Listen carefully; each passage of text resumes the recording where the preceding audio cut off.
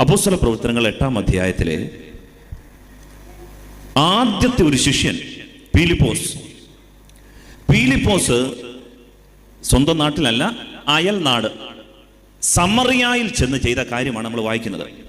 പീലിപ്പോസ് സമറിയായിലെ ഒരു നഗരത്തിൽ ചെന്ന് അവിടെയുള്ളവരോട് ക്രിസ്തുവിനെ പറ്റി പ്രഘോഷിച്ചു. ആരെ പറ്റി? ഞാൻ പറയുന്നത്, പിശാച് ബഹിഷ്കരിക്കപ്പെടണമെങ്കിൽ സഭ ചെയ്യേണ്ട ശുശ്രൂഷ പറയേണ്ടത് ഈശോയെക്കുറിച്ച് മാത്രമാണ്. Hallelujah, hallelujah.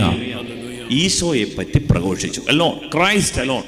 ഈശോയെക്കുറിച്ച് പ്രഘോഷിച്ചുകൊണ്ടിരിക്കുമ്പോൾ അവൻ്റെ വാക്കുകൾ കേൾക്കുകയും അവൻ പ്രവർത്തിച്ച അടയാളങ്ങൾ കാണുകയും ചെയ്ത ജനക്കൂട്ടം അവൻ പറഞ്ഞ കാര്യങ്ങൾ ഏക മനസ്സോടെ ശ്രദ്ധിച്ചു. ജനം മുഴുവൻ ശ്രദ്ധിക്കുകയാണ്. കാരണം എന്താണെന്നറിയാമോ? എന്തെന്നാൽ അശുദ്ധാത്മാക്കൾ, അൺക്ലീൻ സ്പിരിറ്റ്സ്, അങ്ങനെ ആത്മാക്കളുണ്ട്.